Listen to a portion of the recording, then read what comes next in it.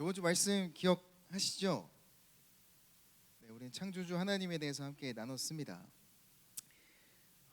그 창조주 하나님이라는 이 창세기의 첫 구절은 그저 그냥 하나님의 말씀이 아니라 이것은 하나님의 백성이 하나님께 드리는 신앙 고백인 것입니다. 그리고 우리는 그런 창조주 그 하나님을 경험하기 위해서 우리가 인내하며 하나님이 우리의 삶 가운데 역사하시기까지 우리가 믿음으로 나아가야 되는 것에 대해서도 함께 같이 이야기를 나눴어요.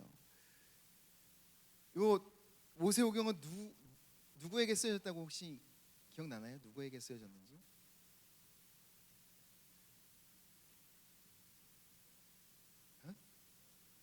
이스라엘 백성들 중에 그죠? 광야 2, 3세대들에게 쓰여졌어요. 하나님이 이 말씀을 모압 평지에서 그 가나안 땅, 곧 들어갈 그 땅을 보여주시면서 이 말씀을 이스라엘 백성들에게 모세를 통해 전하게 하신 거죠. 그러니까 1세대들은 애굽에서 광야로 나올 때 어떤 기적을 보았을까? 어떤 기적을? 애굽에서 광야로 나올 때 어떤 기적을 봤어?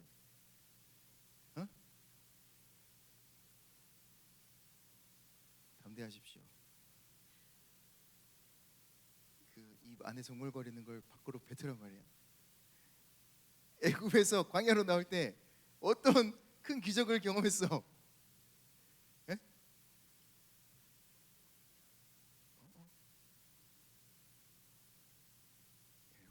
홍해를 건넜잖아요. 홍해를 건너 기억나시죠? 네. 모세가 그 홍해를 향해 지팡이를 들자 밤새 그 돌풍이 불면서 그 홍해를 갈라서 마른 땅을 만드셔서 그 이스라엘 백성들이 건너게 되죠. 근데 출애굽 2, 3세대들에게는 그 가나안 땅을 정복하려고 했을 때 하나님께서 어떻게 그 요단강을 건너라라고 말씀하셨는지 혹시 아시나요?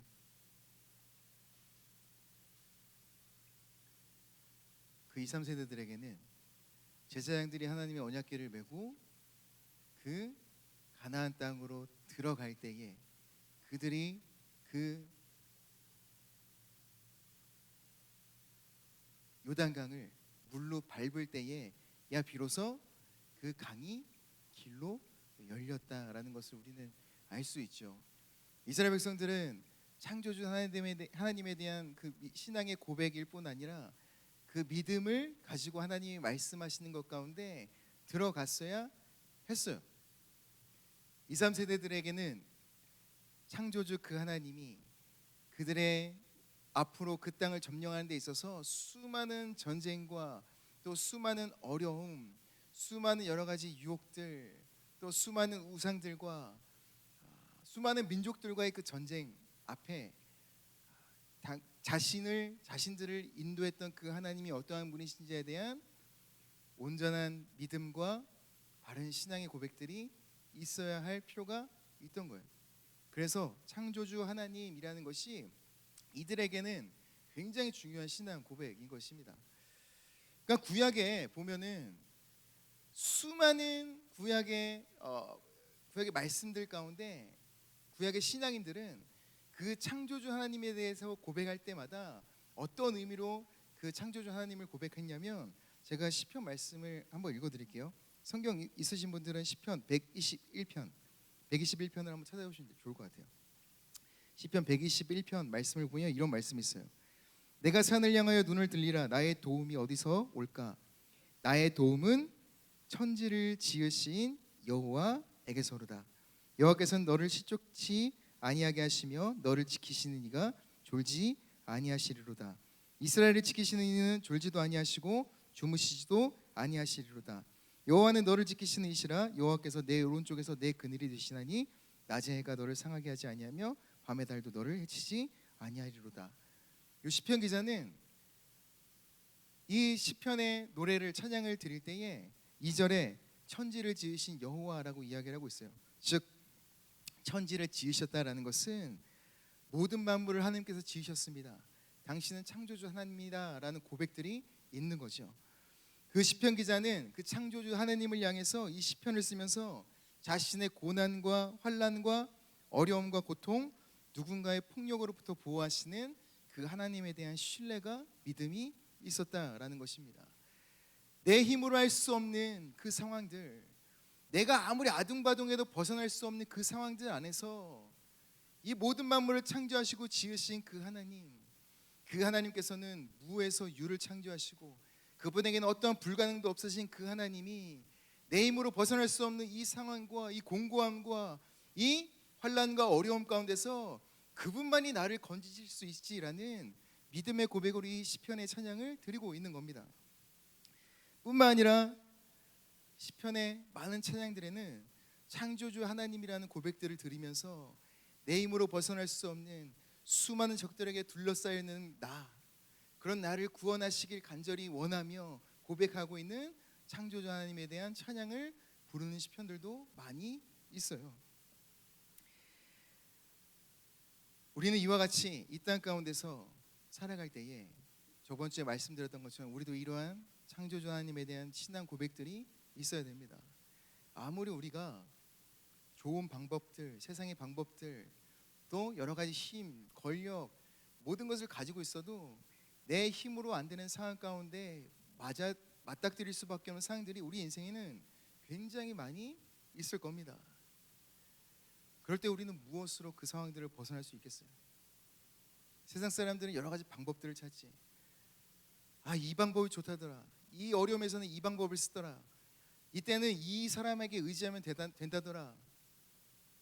하지만 우리는 신앙인 하나님의 백성으로 부름받는 우리는 이 시편 기자와 구약의 수많은 신앙인들과 같이 나를 구원하시고 나를 하나님의 백성으로 부르신 그 창조주 하나님이 내 힘으로 벗어날 수 없는 이 고난과 곤고와 이 어려움 가운데서 나를 구원하실 오직 유일한 한 분이심을 믿음으로 고백하며 그분이 내 삶 가운데 일하시기까지 이스라엘 백성들이 그 요단강을 건너기 위하여 그 물에 발을 담그며 그 물이 갈라질 때까지 하나님께서 역사하실 때까지 그 요단강을 걸어 들어갔던 것처럼 우리에게도 그 믿음의 걸음이 필요하다라는 겁니다.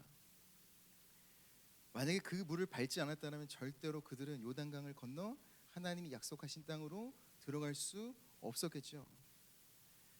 어쩌면 하나님께서는 우리가 우리의 믿음을 통해서 일하시는 그 하나님을 보여주시기 위해 하나님은 하나님의 때와 그 타이밍을 기다리고 계신다라고 우리는 생각해 볼 수 있겠죠. 그 이야기가 1장 2절에 나오는 말씀인 것입니다. 1장 2절 말씀만 한번 다 같이 한번 읽어볼까요? 1장 2절 말씀입니다. 같이 읽겠습니다. 시작. 땅이 혼돈하고 공허하며 흑암이 깊음 위에 있고 하나님의 영은 수면 위에 운행하시니라. 이 성경이라는 것은 이 성경이 어떤 때에 쓰여졌는지 그 상황 안에서 이 성경을 보고 이해해야 됩니다. 이 성경을 우리 시대로 읽어버리게 되면은 할 만한 성경 말씀들도 굉장히 많이 있어요. 예를 들어 여러분들 숟가락 하면은 어떤 생각이 먼저 떠오르나요? 숟가락, 수저 하면 뭐가 떠올라요? 밥. 본능에 충실하신 우리 자매. 사회 문화적으로 생각해 볼까? 숟가락 하면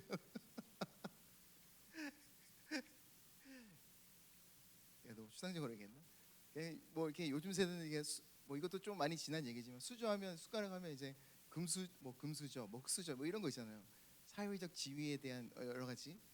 근데 마을장님이나 저한테 숟가락 그러면 이제 그 수저에 대한 의미는 내 이웃의 숟가락이 몇 개인지 다 아는, 그러니까 그만큼 친밀함에 대한 어떠한 의미로 수저라는 얘기를 많이 썼거든요. 우린 내 옆집에 숟가락이 몇 개 있는지도 다 알아. 그 얘기는 내 옆집의 이웃의 형편을 우리는 잘 안다, 이런 의미로 숟가락을 썼거든요.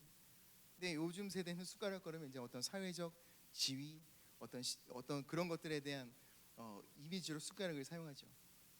이와 마찬가지로 시대마다 동일한 사물이나 단어를 다르게 의미화해서 이해하고 있어요. 성경도 마찬가지입니다. 이 시대는 고대 사회예요. 고대 사회.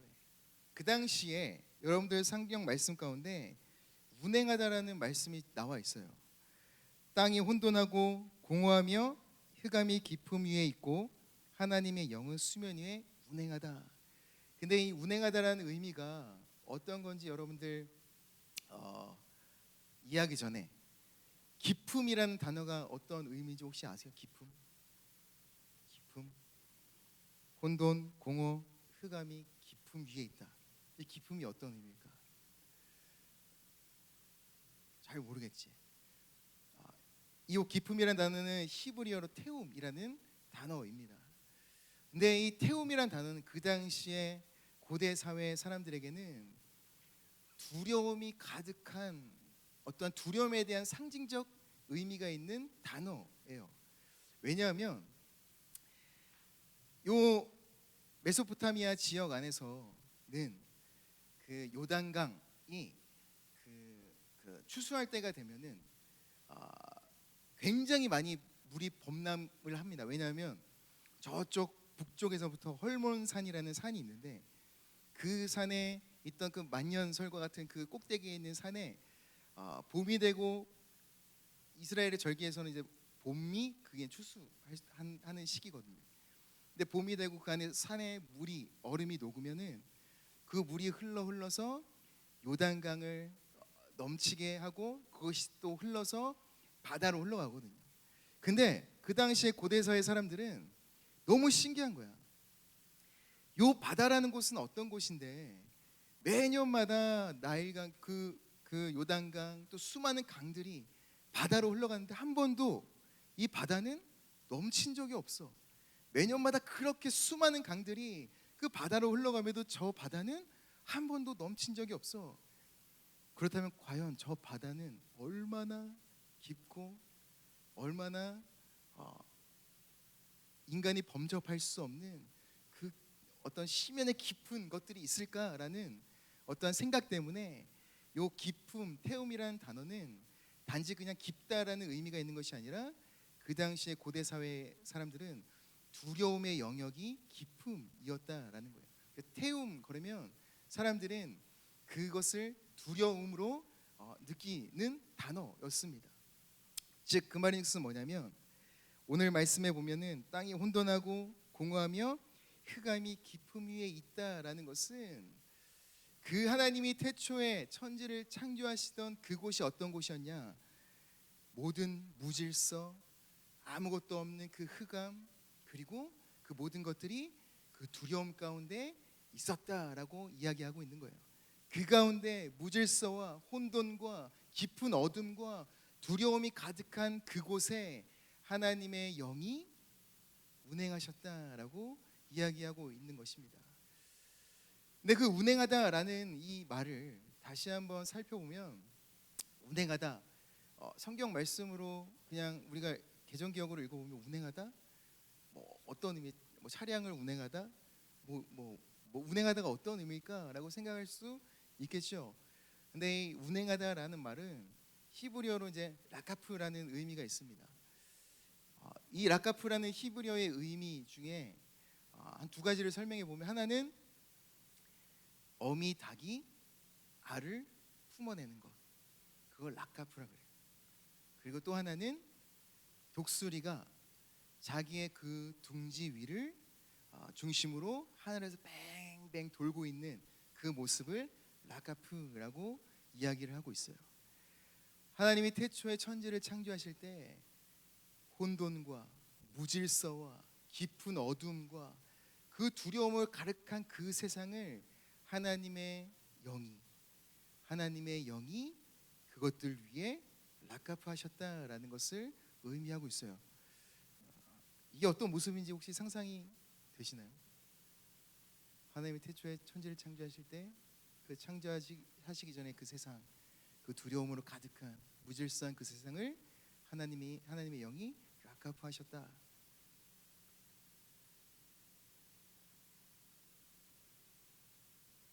더 미궁에 빠지고 있나요? 보통 어미닭이 그 알이 부화하기까지 21일을 품습니다. 거의 어미닭은 거의 물도 먹지 않아요. 그 닭이 21일 동안 품는 동안 그 어미가 하는 일이 뭔지 아신가요? 물도 안 먹고 어떤 일을 하시는지 아세요? 그 뱃속에서 발로 그 달걀을 엄청 돌립니다. 막. 굴려요 이렇게 안에서. 왜 그럴까? 어? 왜 그럴까요? 미술 선생님 왜 그럴까요? 왜 그럴까? 왜 21일 동안 계속 어미는 그 알을 품고 계속 그 달걀을 알을 돌릴까? 왜?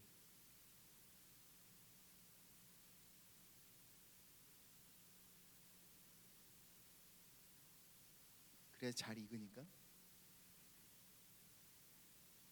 어머니의 체온이 그 알에 골고루 그 열을 전달하기 위해서 이 알이 건강한 새끼를 태어나게 하기 위해서 어미는 21일 동안 계속 품으면서 그 알을 돌리는 거예요.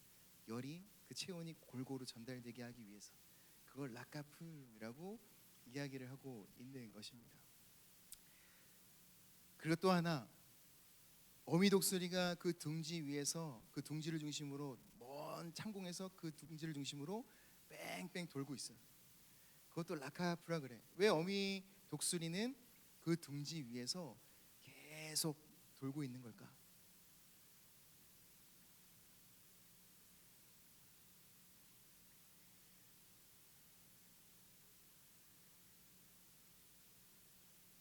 그 이유는 새끼 독수리가 이제 막 날개짓을 처음 시작하고 비상할 때에 그 어미 독수리는 그 둥지 위에서 이렇게 지켜보고 있다라고 해요. 그 새끼를 바라보면서.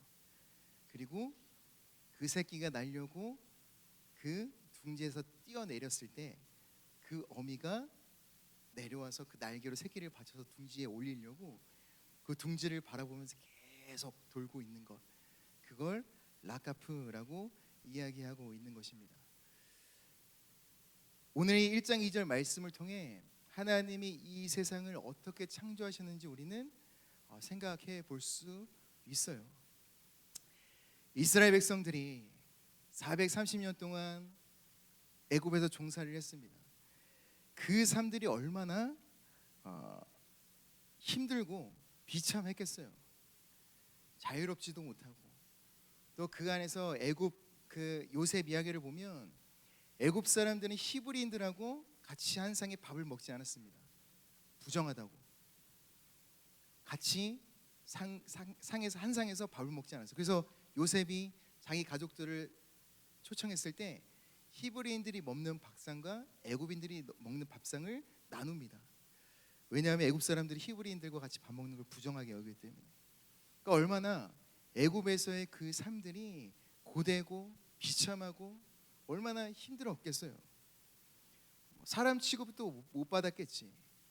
뭐 일하다가 뭐 죽어 쓰러지면 그냥 뭐 자동차 부속품 갈듯이 또 멀쩡한 또 히브리인 갖다 꽂아놓고 그 일만 잘 돌아가면 되니까.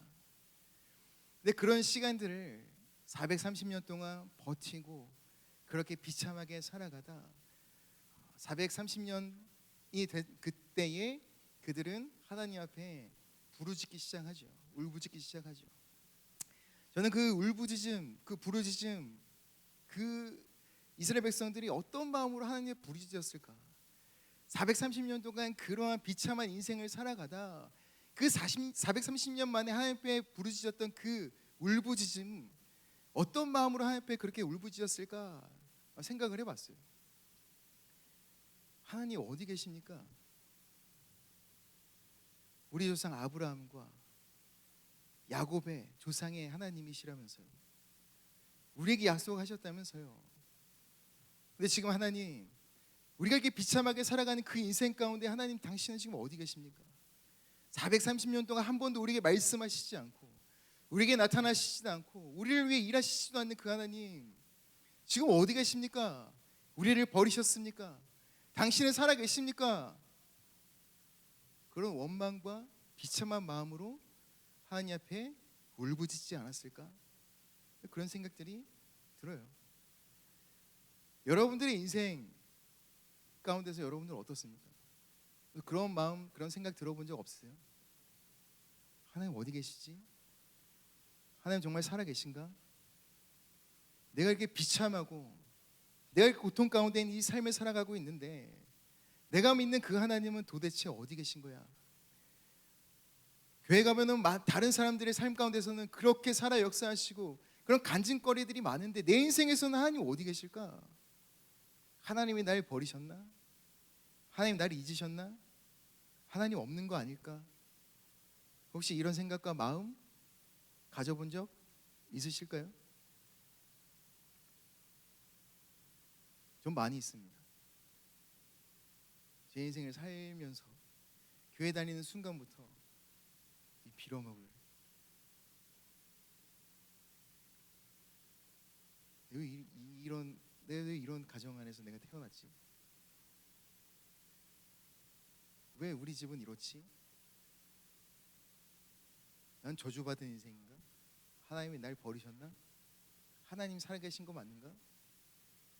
내 주변에 이 사람들은 그냥 미친 거 아니야? 광신도들 아니야? 하나님이 없는데 자기네들끼리 좋다고 모여서 내 인생을 보면 하나님은 살아계신 것 같지 않은데 저는 그런 질문들과 생각들을 수많이 해오면서 교회를 다녔습니다.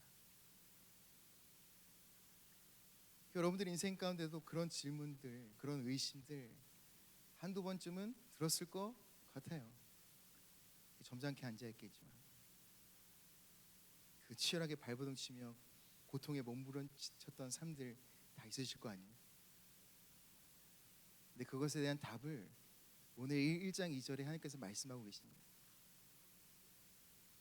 그 어둠과 혼돈과 그 무질서와 그 두려움이 가득한 그 세상을 하나님의 영이 라카파하셨다라고 말씀하고 있는 거예요. 내가 그 세상을 품고 있었다라고 이야기하고 있는 것입니다. 내가 그 세상을 지켜보고 있었지라고 이야기하고 있는 거예요. 하나님은 단 한 번도 내 삶의 그 그지 같은 인생들, 그냥 저주받은 인생과 같은 그 인생들, 그곳 가운데 나를 던져놓고 한 번도 나에게서 당신의 그 시선과 그 마음을 걷어본 적이 없으셨다라고 이야기하고 있는 거예요. 내가 너의 그 인생들 가운데 내가 그 인생을 품고 있었지. 내가 그 인생들을 지켜보고 있었지. 내가 너와 함께하고 있었지. 내가 널 바라보고 있었지.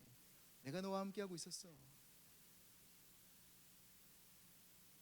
그럼 하나님 뭐 하셨습니까? 그럼 도대체 뭐 하신 거예요? 제가 그렇게 고통 가운데 울부짖을 동안 당신은 뭐 하셨습니까?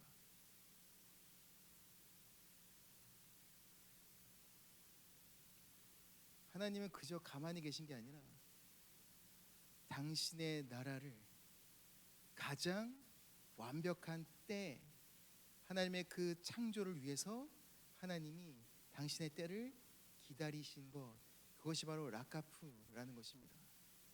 어미닭이 21일 동안 물도 먹지 않고 자리도 떠나지 않고 그 알을 21일 동안 그 알을 굴려가면서 그 알을 품어냈듯이 그 때를 기다리며 품어냈듯이 하나님은 우리의 인생을 당신이 계획하신 그 때를 기다리며 품고 있으셨다라고 이야기를 하고 있는 것입니다. 혹여나 우리가 새끼 독수리와 같이 그 인생에서 우리가 뭔가를 시도하려고 뛰어내릴 때에 우리는 바닥에 곤두박질 칠 수밖에 없겠죠. 근데 하나님께서는 우리를 지켜보고 계시다. 그 비상하는 우리를 당신의 날개로 받쳐서 다시 그 둥지 위에 안전하게 세우시는 분, 그게 바로 우리 하나님이시다라고 이야기하고 있는 것입니다. 그분이 우리 하나님이신 거 여러분 믿으세요? 하나님은 당신의 때를 기다리고 계세요. 우리가 우리의 인생을 포기하지 않는다면 절대로 하나님은 우리의 인생에서 당신의 시선을, 우리의 인생을 품으셨던 당신의 그 뜻을 절대로 거두지 않으십니다. 우리가 하나님이 약속하신 그 때를 기다린다면 하나님께서 우리의 삶 가운데 일하시는 그 하나님을 우리는 반드시 경험하게 될 거예요. 왜 이스라엘 백성들이 430년이라는 시간들을 종살이를 하셨는지 아세요? 아브라함에게 약속하셨거든요. 너 큰 민족이 될 거야. 너 그리고 너의 자손들은 가나안 땅, 내가 약속한 그 가나안 땅 들어갈 거야. 근데 기억해야 돼. 그들은 그 타국인의 손에서 노예로 종살이를 하게 될 건데, 근데 그들이 그 종살이를 하는 그 가운데 4대 만에 그 땅 가운데서 나오게 될 거야. 왜? 그 땅에 아직 죄악이 가득 차지 않았거든. 만약에 그 땅에 죄악이 가득 찬다라면 그들은 그 땅 가운데서 반드시 나오게 될 거야라고 이미 하나님께서 예언하고 계십니다. 하나님 그때까지 기다리신 거예요. 결국에 아무 대책 없이 그냥 너 얼마나 버티나 보자라고 바라보시지 않으셨다라는 것입니다. 하나님은 그때가 하나님 나라를 약속하신 그 땅 가운데서 이루실 가장 탁월한 때라고 생각하셨던 것입니다. 하나님이 이 세상을 창조하실 때 우리는 말씀으로 창조하셨다라고 생각하기 때문에 그냥 뭐 하나님이면 말씀, 뭐 꽃이 있어라, 뭐 하늘과 바다가 나눠져라, 너무 쉽게 생각을 하지만 하나님께서는 그 모든 것을 창조하시기 전에 그 모든 혼란과 무질서와 두려움으로 가득한 세상을 품으시며 내가 이 세상을 어떻게 만들면 좋을까? 내가 이 세상을 어떻게 어느 때에 만들면 좋을까? 어느 때에 내가 이 창조를 이루어내야 나의 형상으로 지음받은 내 사랑하는 사람들과 이곳에서 행복하게 살아갈 수 있을까? 하나님은 그런 고민들을 하며 그 세상을 품고 하나님의 때를 기다리셨다라고 이야기하고 있는 게 바로 창세기 1장 2절의 말씀인 것입니다. 여러분들이 우연히 태어났다고 생각을 하세요? 절대로 아닙니다. 하나님 어떠한 계획과 목적이 있으셨고 여러분들이 이 시대 가운데 태어났던 것은 하나님이 여러분들이 마땅히 창조되고 탁월하게 이 땅 가운데 하나님 백성으로 살아갈 만한 가장 탁월한 때와 장소를 골라 하나님께서 여러분들을 두신 것이라는 것을 믿으셔야 됩니다. 하나님은 창조하실 때 굉장히 신중하셨어요. 기다리셨어요. 즉흥적으로 세상을 만들지 않으셨어요. 고민하셨어요. 그리고 세상을 품으시며 하나님의 때를 기다리셨다라는 것입니다. 여러분들의 인생 가운데서도 혹여나 인생을 살아가다가 내 인생에 정말 하나님이 살아계신가, 정말 하나님이 없는 인생과 같은 이 비참한 삶을 살아가고 있는 이때에도 하나님은 지금 존재하시는가, 나와 함께 하시는가 라는 의심이 든다라면 1장 1절에 고백했던 것처럼 하나님, 내가 믿는 하나님은 창조주 하나님이십니다. 모든 것을 창조하시고 모든 것을 다스리시는 하나님이십니다. 그리고 그분이 내 삶 가운데 이 험악한, 그리고 내가 주저앉을 수밖에 없는 이 곤고한 이 인생 또한 하나님께서 지금 품으시며 하나님의 그 일하시는 그 때를 기다리시는 줄 믿습니다 라는 믿음의 고백들을 여러분들 드려야 될 줄 믿습니다. 그렇게 인내하고 기다릴 때에, 그리고 하나님이 말씀하시는 그 믿음의 길을 이스라엘 백성들과 같이 그 요단강을 건nom과 같이 여러분들이 끝까지 걸어 나아가신다라면 여러분들의 그 믿음의 걸음을 통해 일하시는 그 놀라운 하나님을 경험하시게 될 거예요. 이스라엘 백성들은 그 땅 가나안 땅에 들어가 정복 전쟁을 할 때 하나님 앞에 불순종했던 그 단 한 번 아이성 전투를 제외한 모든 전투에서 승리했습니다. 그게 이 땅 가운데 살아가는 여러분들의 삶 가운데 여러분들의 승리가 될 줄 믿습니다. 순종할 때의 그 승리를 하나님과 함께 누릴 수 있습니다. 여러분들의 삶 가운데 날마다 그러한 승리를 맛보면서 하나님 앞에 감사할 수 있는 여러분들의 삶이 되길 원해요. 그리고 절대로 내 인생이 다른 사람보다 좀 느리고 내 인생이 다른 사람들보다 좀 부족하고 내 인생이 다른 사람들과는 좀 다른 이상한 길을 걷는 것 같은 그런 느낌이 들지라도 여러분들 하나님을 믿으십시오. 여러분들의 때에 하나님 반드시 일하십니다. 반드시 일하세요. 저는 27살에 대학교 1학년 들어갔어요. 많이 늦었지. 그러니까 누군가는 저의 인생을 보고 빨리 넌 이미 늦었어. 남들보다 6년 늦었어. 너 빨리 해서 좋은 담임 목사 자리에 가려면 너 빨리 공부해야 돼. 그 얘기 듣고 기도했습니다. 마음이 조급해지는 게 아니라 기도했어요. 하나님, 다른 사람들은 다 이렇게 얘기해요. 너 나이 때에 빨리 공부해서 졸업해서 대학원 가서 부목사하고 그래야 좋은 담임 목사 자리로 가지 라는 말을 많이 하는데 맞습니까? 근데 하나님 말씀하신 거예요. 이미 너의 인생은 다른 사람들과의 인생의 타임테이블과는 달라. 이미 시작부터가 저는 제 인생은 달랐어요. 그런데 남들이 다 가서 그것이 정답이라고 이야기하는 그 길, 그게 너 인생의 정답인 것 같냐? 아니다. 너의 인생을 내가 계획한 내 시간이 있다라고 이야기했어요. 너에게 계획한 너의 시간들이 있어. 내가 계획한 그 시간들이 있어. 그들과는 다른 그 시간들을 너는 살아가게 될 거야. 저는 그래서 27살부터 31살까지 대학교 4년을 정말 재밌게 즐겼습니다. 너무 재밌게 즐겼어요. 내 나이 또래 다른 동기들이 그 금강원 과장 달고 또 좋은 자리 부목사 가고 그런 거 개의치 않았습니다. 지금 내 인생이 즐거움이 되는 거지. 하나님께서 두신 내 인생,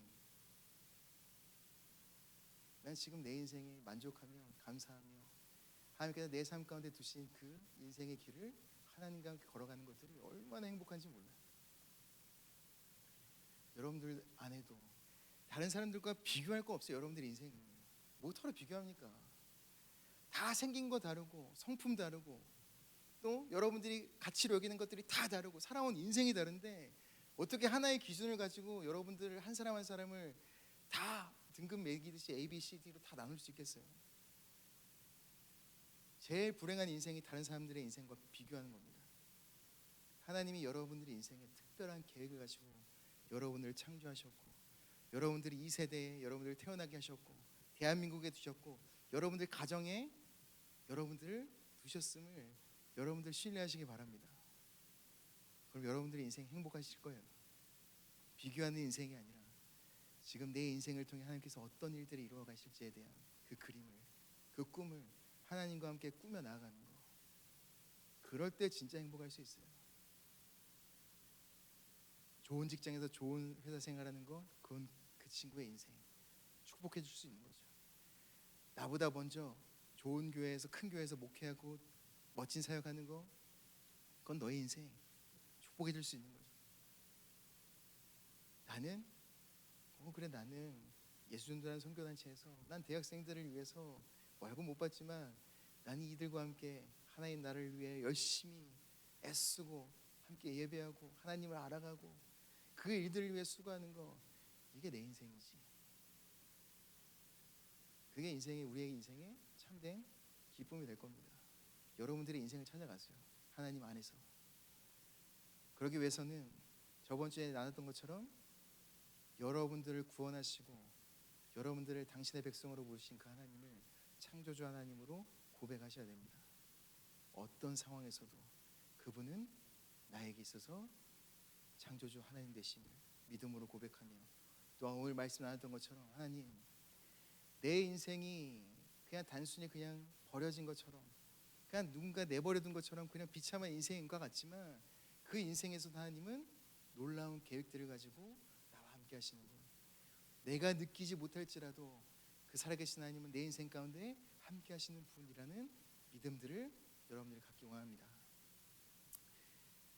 우리 같이 찬양하고 같이 기도할까요?